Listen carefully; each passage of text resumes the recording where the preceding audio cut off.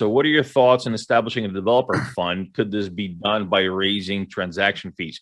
What do you think about that, Joe? Because I actually have been working on this. I've been working on an Sure. ecosystem fund, as I've said many, many times.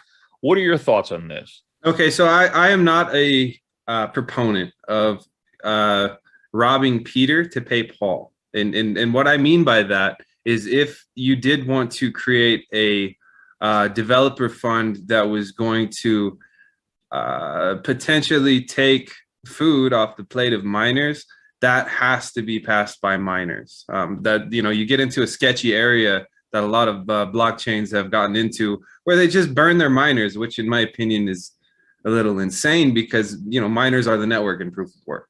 Now, is there funding potential on top of the network that doesn't require trying to rob, miners' food, their, off their table, so to speak?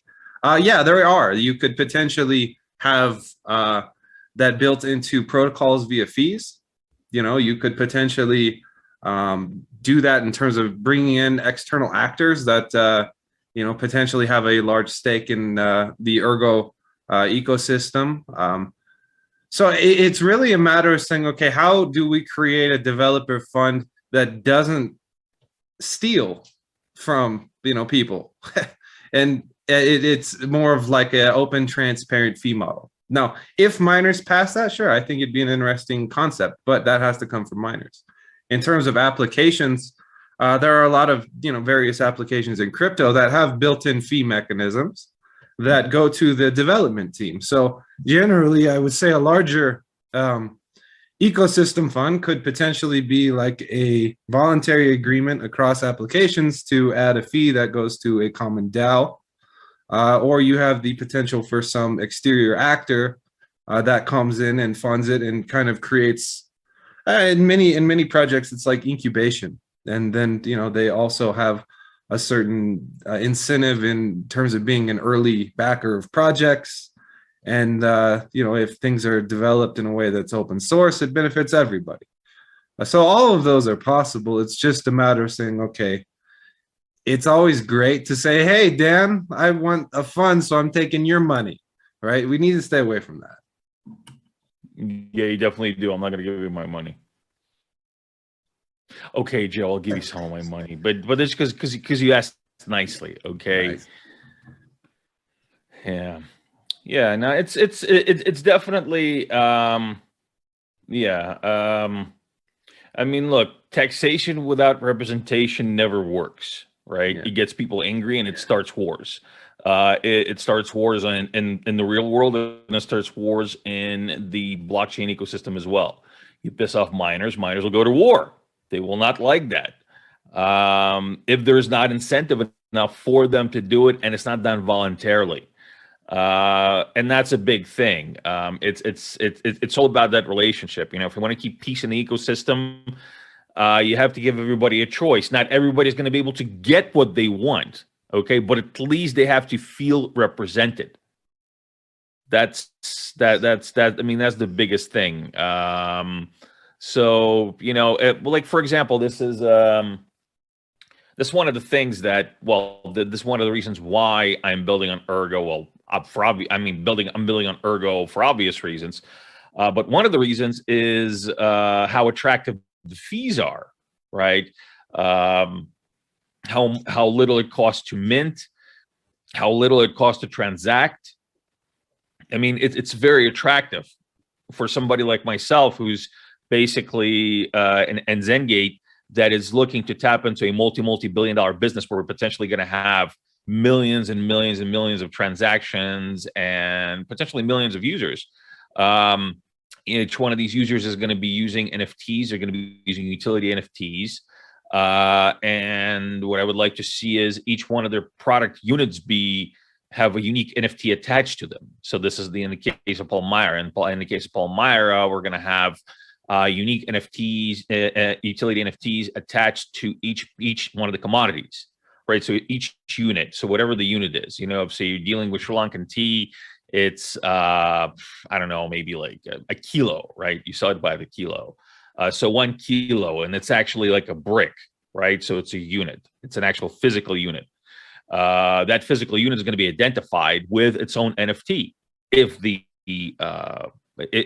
producer so wishes. Well, when the cost of an NFT is a fraction of a dollar, it's like a cent or whatever. It's literally something like that, right? It's like a couple of pennies on Ergo. And you can then go to somebody who produces 1 million units or a couple of million units, and you can say, okay, each one of these is going to have an incurred cost of, I don't know, like 5 cents, right? That's doable, right? That's doable. But if you're going to go to somebody and say, okay, this is going to be an incurred cost of $1 per unit, if you're talking about 1 million units, that's $1 million. I mean, that's a big price tag. And so that is actually going to be a deal breaker for many enterprises. They're going to say, okay, well, so now I'm losing $1 million, or now I'm actually investing $1 million into this solution that it has to be invested. This is my profit, and this is my overhead. And that if it's my profit becomes my overhead. So then what is, it's a harder sell.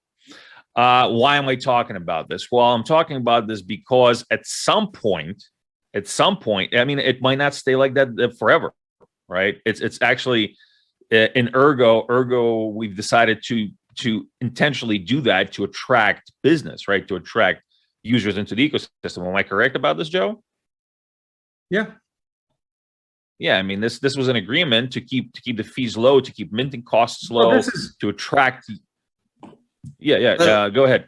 We have a balance that it's a larger conversation that we need to have with miners, that the low transaction fees open up a lot of potential tooling for miners.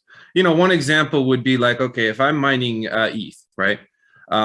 And let's just say I'm a hobbyist miner. I have a couple of GPUs, plugged in that are, spinning, hopefully collecting some shares.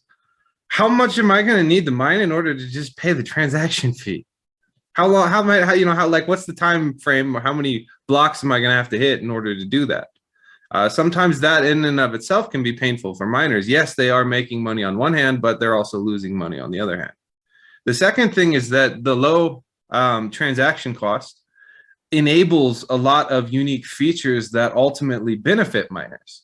You look at the smart pool that GetBlock is created. You look at the potential for multi, asset reward via subpooling. That's only possible because the actual network itself, it makes economic sense.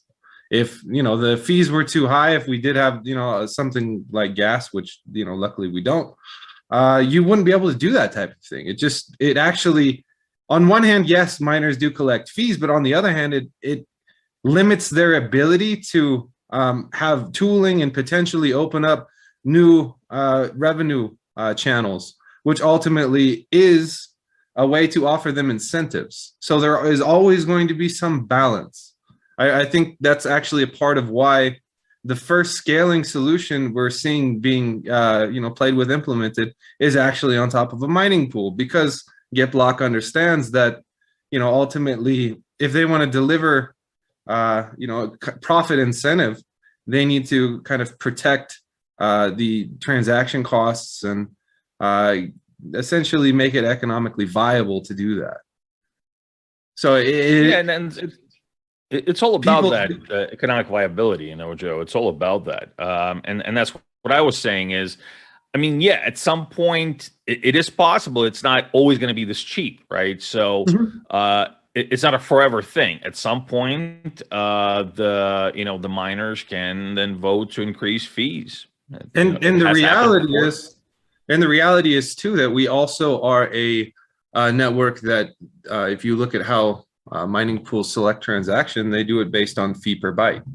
So you also have like the base fee, and then you have the kind of mining tip, let's call it.